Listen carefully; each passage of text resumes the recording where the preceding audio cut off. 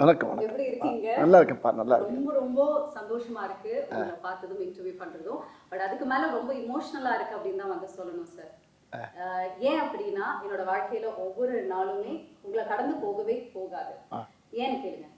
ஏன் அப்படின்னா ஏதாவது ரொம்ப கஷ்டம் இருங்க, ஏன்னு கேட்டுக்கிறேன். ஏன் அப்படின்னா ஏதாவது ரொம்ப கஷ்டமா இருந்தாலும் ஃபர்ஸ்ட் எடுத்து உங்களோட காமெடி சீன்ஸ் பார்ப்பேன். மனசு அப்படியே கொஞ்சம் எதமா வந்துட்டே இருக்கு. போன் எடுத்து யாருக்கிட்டையும் சேட் பண்ணாலும் நாங்க யூஸ் பண்ற ஜிஃபோ ஸ்டிக்கரும் உங்களோடது தான். எந்த மீம்ஸ்னாலும் அதுலயும் நீங்க இருப்பீங்க. யாருக்கிட்டையும் போன் பேசினாலும் டயலாகும் உங்களோட தான் சார் வருது. ஸோ எங்களோட ஒவ்வொரு நாளுமே நீங்க எங்க கூட எப்பவுமே இருக்கீங்க. ரொம்ப சந்தோஷமா இருக்கிறதுக்கான காரணமும் நீங்க தான் சார். சந்தோஷம். எனக்கு மட்டும் கிடையாது, நிறைய பேருக்கு இந்த மாதிரி வந்துட்டு இருக்கும். ஆமால பாருங்க, எல்லாருக்குமே அப்படிதான் இருக்கு. அதுக்கு ரொம்ப ரொம்ப பெரிய நன்றிகள். தேங்க்யூ டியா. ஓகே, ஸோ இப்போ வந்துட்டு மாரிசன் படத்துக்காக நிறைய விஷயங்கள் நம்ம வந்து உங்ககிட்ட பேச போறோம் sir. First of all trailer வந்து பார்த்தேன். இது வரைக்குமே வடிவேல் சார் பார்க்காத ஒரு சாயல்ல வந்துட்டு நீங்க நடிச்சிருக்கீங்க. ரொம்ப சீரியஸான, ரொம்ப இன்டென்ஸான ஒரு ரோல் வந்து பண்ணியிருக்கீங்க. இந்த படத்தை நீங்க சூஸ் பண்றதுக்கான காரணம் என்ன?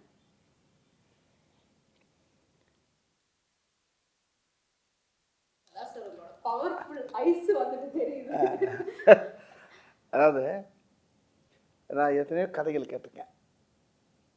இது வரைக்கும் நீங்கள் சொன்ன மாதிரி, திவ்யா சொன்ன மாதிரி நிறைய காமெடி படம், காமெடியில் தான் அதிகமாக கவனம் செலுத்தினேன். நகைச்சுவையில் போவேன், எல்லாம் பண்ணுவேன். சில கதைகள் வந்து பிளாக் காமெடியோட வரும், சில கதைகள் வேறு மாதிரி இருக்கும்.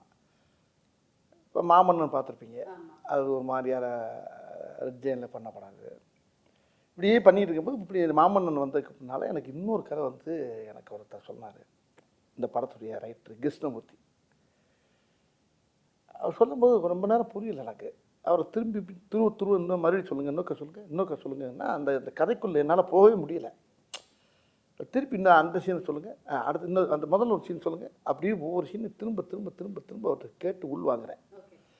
வாங்கினா அவர் எங்கிட்ட போகிறாரு, அப்படி போகிறாரு. இந்த சடை பண்ணும்ல பெண்களுக்கு, இப்போ அந்த 3 சடை பின்னால் போடுற மாதிரி பல சடை போடுற மாதிரி இந்த ஒரு படத்தை முனியாண்டி விலங்குல பல பக்கம் சடை போட்டிருப்போம்ல, அது மாதிரி பல பெண்டுகள் வருது இல்லை. ஆனால் கதை பார்த்தீங்கன்னா கேட்க கேட்க கேட்க கேட்க அந்த கதையே வேறு மாதிரி இருக்குது. அது வித்தியாசமான கதையாக இருக்கேன். ரொம்ப நேரம் யோசனைட்டே இருக்கேன். அப்போ திரும்ப ஒரு 1 ஹவர் கேட்கக்கூடிய கதையை ஒரு 2 ஹவர் 3 ஹவர் அவர் கிருஷ்ணமூர்த்தி சார்கிட்ட கேட்குறேன். ரொம்ப வித்தியாசமாக இருக்கு, நல்லா இருக்காரு சார், யார் பண்ணுறாரு அப்படின்னு கேட்டேன். சௌத்ரி சார் சூப்பர் ஹோட்டலேருந்து பண்ணுறாங்க சார். அவங்க அவருடைய கோபுருஷர் வந்து முகேஷ் சார் அப்படிலாம் சேர்ந்து எல்லாம் பண்ணுறாங்க. சரி சரி சரி அப்படிங்கும்போது அப்போ அந்த கதையை இப்போ இந்த கதைக்கு நான் பேசிகிட்டு இருக்கும்போது வேறு இதில் யார் இன்னொரு ஆள் யார் அப்படின்னு கேட்குறப்ப அவர் என்ன சொல்ல மாட்டேங்கிறார். இல்லை சார், கொஞ்சம் 2-3 நாள் உங்களுக்கு அந்த சஸ்பென்ஸ் வந்துடும் அப்படின்னாரு.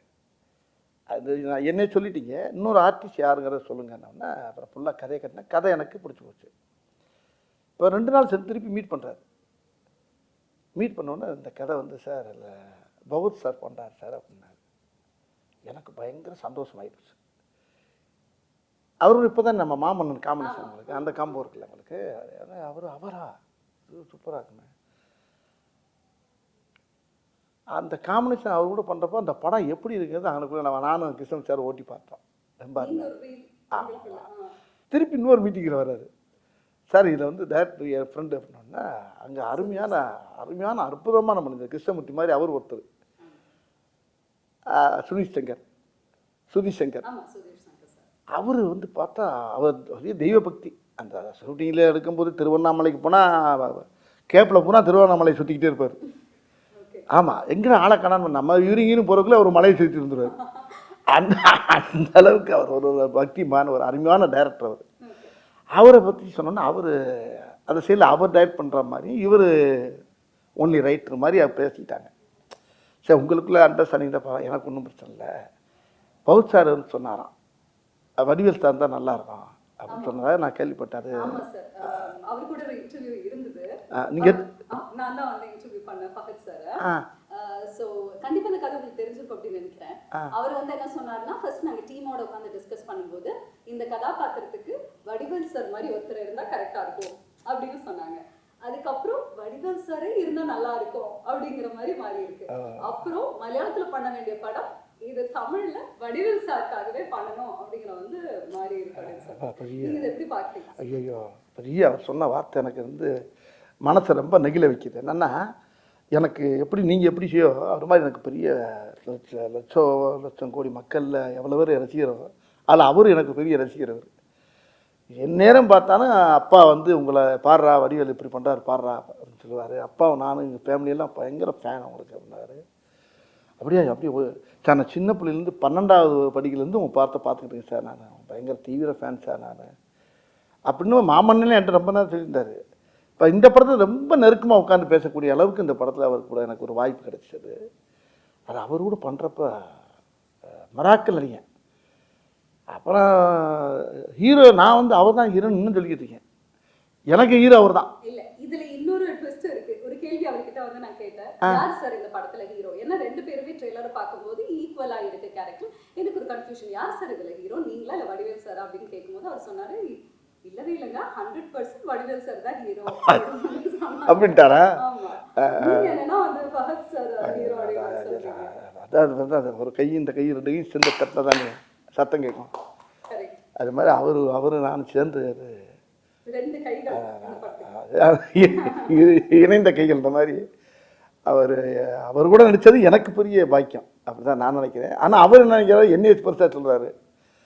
எப்படியோ இந்த படத்தில் அந்த கதை வந்து அருமையான கதை தான் அந்த படத்தில் கண்கள். அது அந்த படத்துடைய டைரக்டரும் அந்த டீமே நல்ல டீம். அதான் முக்கியமான ஆள் யாரான்னு கேட்டிங்கன்னா இப்போ நான், அவர் சார் பகவத் சார், டைரக்டர் சுதீஷ் சங்கர் அவர், கிருஷ்ணமூர்த்தி சார். அதில் இன்னொரு பெரிய விஷயம்னா நம்ம யுவன் சார். ஆமாம், அது நீங்கள் கேட்குறதுக்கு முன்னால் நான் சொல்லிட்டேனோ. ஆமாம், யுவன் சார் வந்து அந்த படத்தில் அப்படியே தள்ளி இருக்கார். அப்புறமா அவருடைய இசையெல்லாம் கேட்குறப்ப ரொம்ப அருமையாக இருக்குது. அதை விட இன்னொரு ஒரு பெரிய எல்லா டெக்னிக்ஸுமே சூப்பராக. அதில் நான் கேமராமேன் ஒரு ஆள் இருக்கார், கலைன்னு ஒரு பேர். உண்மையிலே கலை டைப் உள்ளதான் கேமராமேன் கலை. அந்த படத்தை அவ்வளோ அழகாக அந்த படத்துக்குள்ளே போகிறப்ப ஒரு மலையாள சினிமாக்குள்ளே போய் நடிச்சு வந்த மாதிரியே இருக்கு எனக்கு. ஆனால் தமிழ் படம் தான். அவங்க என்ன தமிழ் வந்து எடுத்துட்டு மலையாளத்துக்கு போகுது. இப்போ எதனால மலையாளம் படம் மாதிரி ஃபீல் ஆகுது? அவங்க அந்த கதையுடைய போக்கு அது எல்லாம் பார்த்தா நேச்சுரலாக இருக்குது. அந்த லொக்கேஷன் போனப்போ எல்லாம் நான் கேரளா போயிட்டு வர மாதிரியே இருக்கும். நம்ம ஊரில் தான் எடுக்கிறாங்க எல்லாம். இல்லை அம்பாசமுத்திரம் அங்கிட்டு இங்கே போகிறாங்க, இங்கே திருவண்ணாமலை போகிறாங்க. ஒவ்வொரு லொக்கேஷன் பார்த்தீங்கன்னா இங்கே ஒரு 35 கிலோமீட்டர் 40 கிலோமீட்டர் மலைக்கு அடியில் அடிவாரம் யானை வர்ற ஏரியா அங்கிட்டு தான் போய் எடுக்கிறது. ஆனால் பார்த்தா அப்படியே அந்த கதைக்கும் அந்த கதையோடு சேர்ந்து பொருள் பார்த்துங்க அந்த லொக்கேஷன். அது அப்போ ஆர்டிஸ்டாக வேலை செய்யவே ஆசையாக இருக்கும். அப்படி ஒரு அழகான ஒரு படம், மக்களுக்கு ரொம்ப கண்டிப்பா ட்ரெய்லர்ல பாக்கும்போதே அவ்வளோ ஃப்ரெஷ்ஷா இருக்கு, அழகா இருக்கு.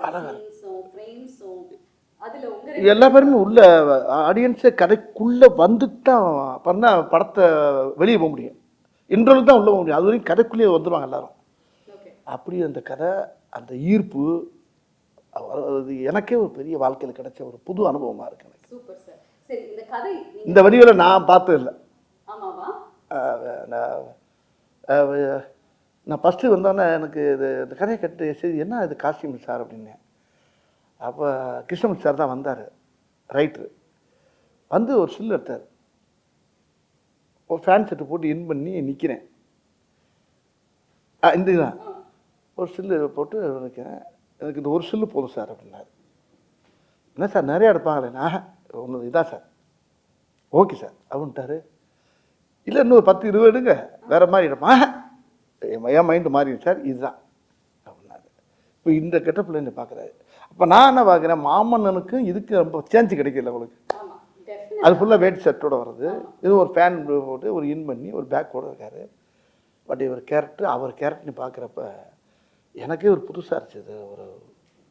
ஒரு வித்தியாசமான ஸ்டைல்ல நான் முதல்ல சொன்ன மாதிரி உங்களுக்கும் ஒரு டிஃபரண்டான எக்ஸ்பீரியன்ஸ், உங்களுக்கும் அந்த மாதிரி தான் இருந்திருக்கு. ஆமாம்மா, நானே ஆடியன்ஸ் என்ன படம் பார்க்கல, நான் நடிக்கும்போது அந்த ட்ரெயிலர் பார்க்கும்போது எனக்கே என்ன கேட்டாங்க, ட்ரெயிலர் பார்த்தீங்கன்னா சார் எனக்கு சார் கொஞ்சம் கண்ணை கட்டுறது என்ன புரியல, வித்தியாசமாக இருக்குது அப்படின்றது ரொம்ப பெருமையாக இருந்துச்சு எனக்கு. இந்த கதை வந்து நீங்கள் கேட்கும் பொழுது எந்த விஷயம் அப்போ கண்டிப்பா இந்த கதைக்கு நான் ஆக்டா இருப்பேன், நான் இதை கண்டிப்பா பண்ணணும் அப்படின்னு எந்த பாயிண்ட்ல உங்களுக்கு தோணுச்சு சார்? ரொம்ப அருமையான கேள்வி இது.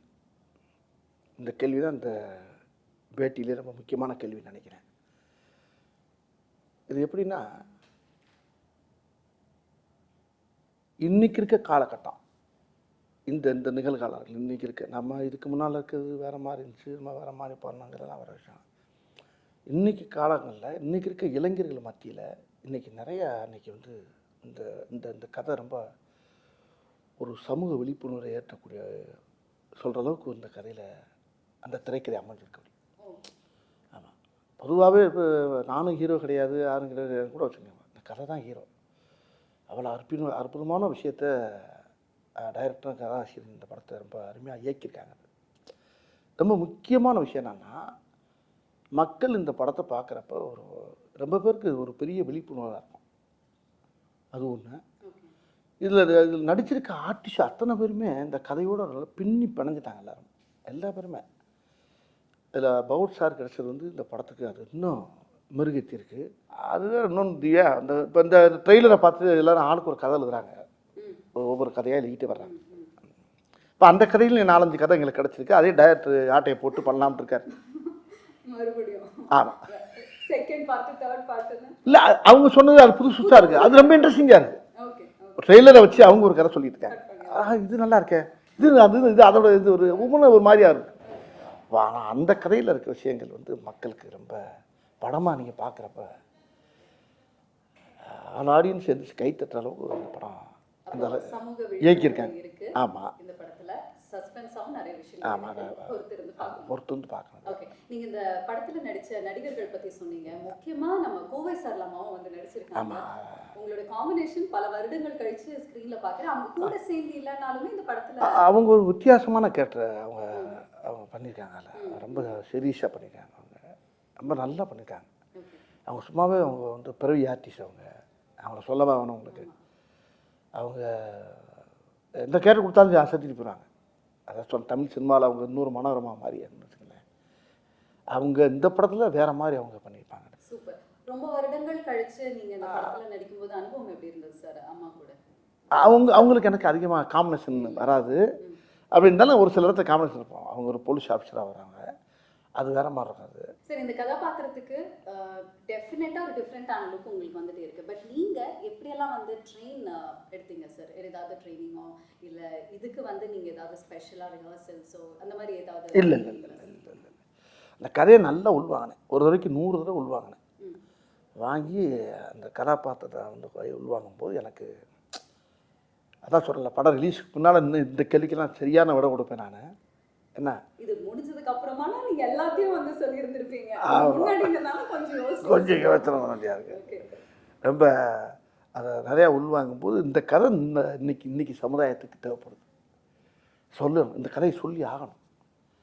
அதுக்கு என்னை தேர்ந்தெடுத்தது வந்து பகவத் சாருங்கும் போது ரொம்ப பயங்கர ஆச்சரியமாக இருக்கு எனக்கு. இல்லை, மாமன்னன் படம் அப்போ கூட மாரி செல்வராஜ் சாரும் அண்ட் உதய சாரும் வந்து சொல்லியிருந்தாங்க, என்னதான் வந்துட்டு எல்லாருமே இருந்தாலும் ஃபஹத் சாருக்கு வந்து செட்டில் சரி எப்பவுமே வந்து வடிவேல் சார் மேலே அவ்வளோ ஒரு பிரியம். சீக்கிரமாக வந்து அவர் கூட போய் உட்காந்து பேசுவாங்க, நிறைய விஷயங்கள் உட்காந்து பேசிகிட்டு இருப்பாங்க அப்படின்னு எல்லாம் வந்து சொன்னாங்க. என்ன மாதிரி விஷயங்கள் வந்து நீங்கள் அவ்வளோ டிஸ்கஸ் பண்ணுவீங்க? அண்ட் உண்மையாலுமே அவருக்கு உங்கள் மேலே அவ்வளோ பிரியம், பட் எந்த அளவுக்கு உங்களை கேட்க அந்த ஒவ்வொரு சீனையும் அவர் சொல்லுவார் என்கிட்ட. நான் நடித்த சீனை பூரா அவர் சொல்லி காட்டுவார் எனக்கு. நான் அவர் படம் ரொம்ப அதிகமாக கொஞ்சம் கம்மியாக தான் பார்த்துருப்பேன். ஆனால் என்ன அவர் படிப்படியாக பார்த்துருக்காரு. ஒவ்வொரு படத்தையும் பார்த்து அந்த காமெடி அவர் சொல்லி சொல்லி சிரிப்பார் என்கிட்ட. சொல்லும்போது எனக்கு அப்புறம் நான் அந்த காமெடி எப்படி நடந்துச்சு, எப்படி நடந்துச்சு, இப்படி ஒவ்வொரு சம்பவத்தையும் நான் ஸ்பாட்டில் நின்று நடந்துச்சு, நான் நடித்த இடங்களை அப்புறம் சொல்லிவிட்டு அவரை திருக்கி பற்றிருப்பேன். ஆமாம், அது எத்தனை தடவை பார்த்தாலும் அவர்கிட்ட நிறையா இன்னும் சொல்லிக்கிட்டே இருப்பேன். அவரும் சுற்றிக்கிட்டே இருப்பார், அவர் கைத்தட்டி சுற்றிக்கிட்டு இருப்பார். அந்த மாதிரி மாரிசன் படத்தோடைய ஷூட்டிங் ஸ்பாட்ல ஏதாவது இன்ட்ரெஸ்டிங்கான சம்பவங்கள் நடந்திருக்கா சார்? இந்த படத்துலையா? அது நிறையா நடந்திருக்குது. நிறையா ஏகப்பட்ட காமெடி நடக்கும். இப்போ நானே அவருக்கு ஏதாவது சொல்லுவேன்ல, அவர் சொன்னோன்னே டக்குன்னு இவர் வந்து சார் இந்த இடத்துல இது வச்சா நல்லா இருக்குமா அப்படின்னா டக்குன்னு அவர் டக்குன்னு அவரை பார்ப்பார். கிருஷ்ணமூர்த்தியை ரைட்ரு ஒன்று ரைட்ரு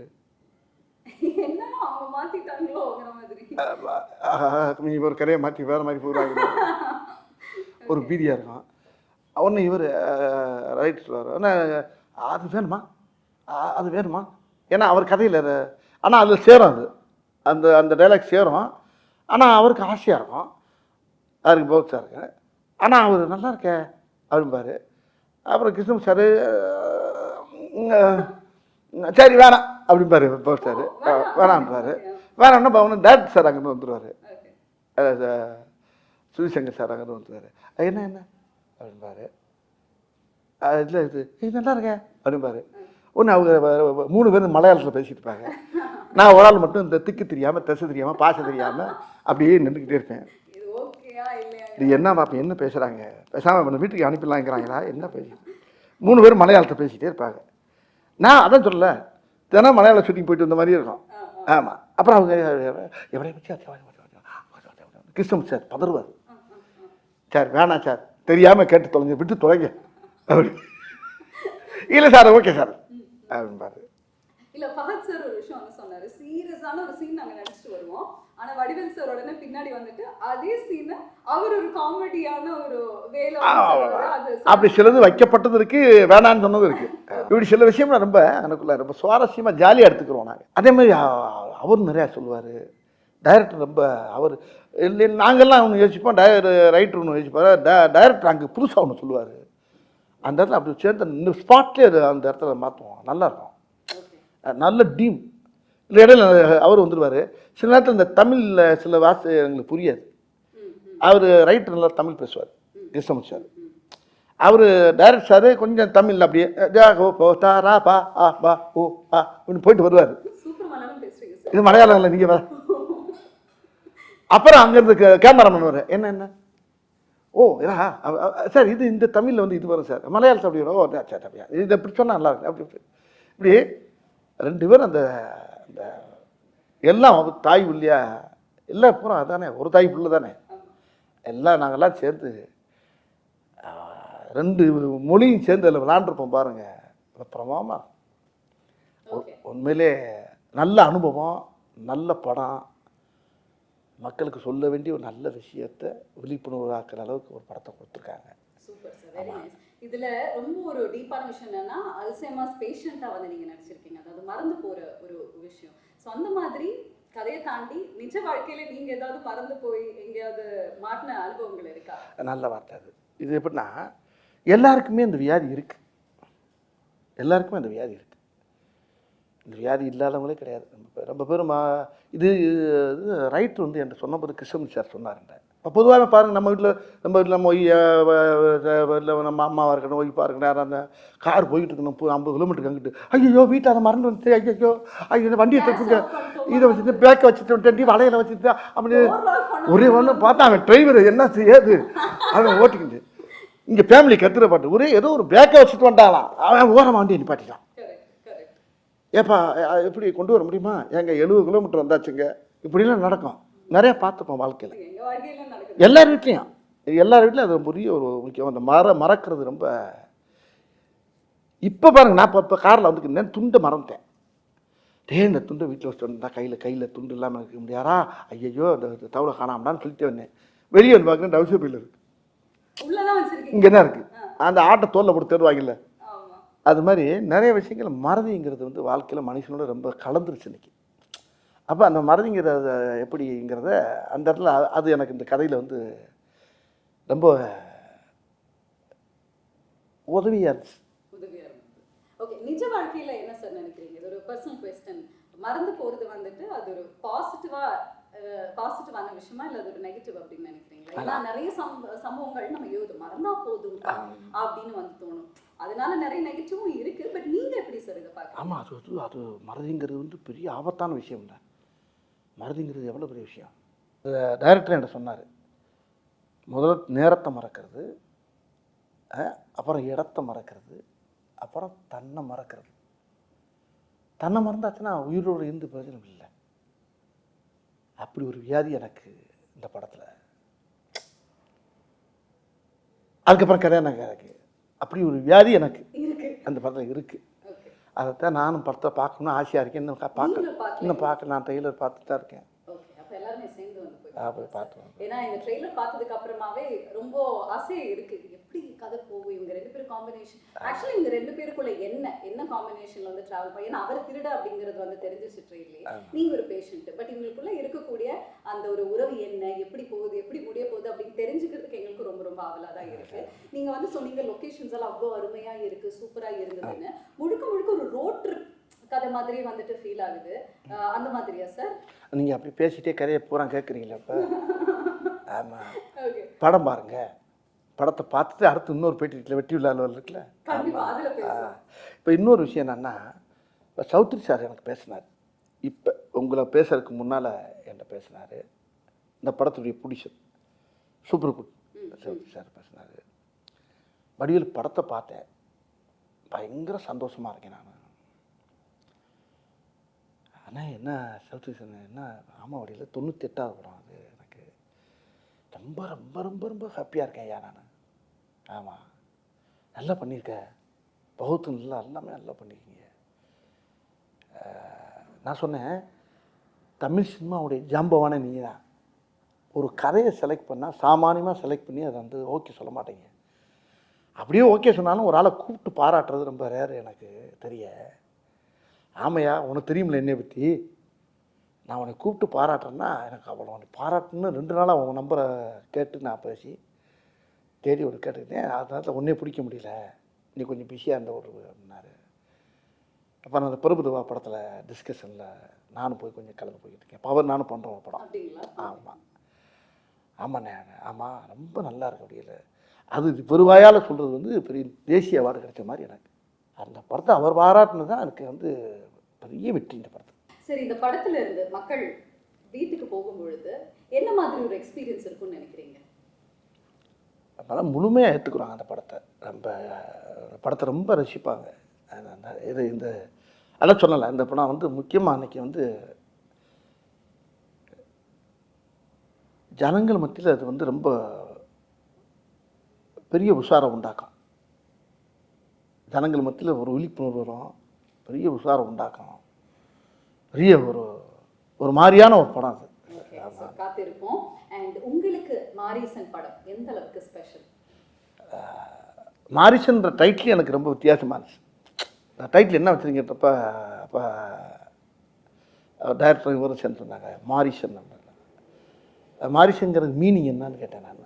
அதுக்கு மீனிங் சொன்னார். அதுவும் அந்த ராமாயணத்தில் வந்து அந்த சீதையை கடத்தும் போது மானா மாறி உள்ளே போகும்ல, அந்த கேரக்டர், அது பேர் தான் மாரிசன்னார். இதெல்லாம் எனக்கு தெரியாது, நான் ராமாயணம்லாம் படிக்கலாமா. அவர் சொன்னார் அந்த அந்த அந்த டைட்டிலுக்கு இந்த கதைக்கு என்னங்கும் போது அந்த டைட்டிலை வச்சு கதை கேட்டேன் நான். அப்போ நீ கேட்ட கேள்வி என்ன அதான் கேட்டீங்க. இப்போ நீங்கள் கேட்டது இந்த அதான் அந்த டைட்டிலுக்கு ஏற்ற அந்த கதை வந்து ரொம்ப ஆப்டாக இருந்துச்சு. அந்த கதை அது ரொம்ப என்னை ரொம்ப பாதிச்சிருக்கு. இந்த படம் எனக்கு ரொம்ப பிடிச்ச கதை. ரொம்ப என் வாழ்க்கையிலே இது பெரிய வரலாறு மாதிரி இருக்குன்னு நினச்சிங்களேன். எனக்கு இது பெரிய ஒரு பெரிய மைல்கல். இது எத்தனையோ படம் பண்ணிக்கேன், வரிசையாக பண்ணிகிட்டே வந்திருக்கேன். ஒரு படத்தில் புலிகேஷ் பண்ணியிருக்கேன், அது ஒரு பெரிய படம். மாமன்னுக்கு அப்புறம் நீங்கள் ஜம்ப் பண்ணி வந்த மாரிசன். இப்போ என்ன கேட்டினா ஒவ்வொரு படமும் இப்போ எனக்கு எல்லாமே கலந்து வருது. இப்போ ஒரு கேரக்டர் ரோல் வருது. நல்ல இப்போ சுந்தர்ஜி படம் பண்ணோம்ல யங்கர்ஸு, அது ஒரு நல்ல காமெடி படம். அது இப்படி ஒன்றும் மாறி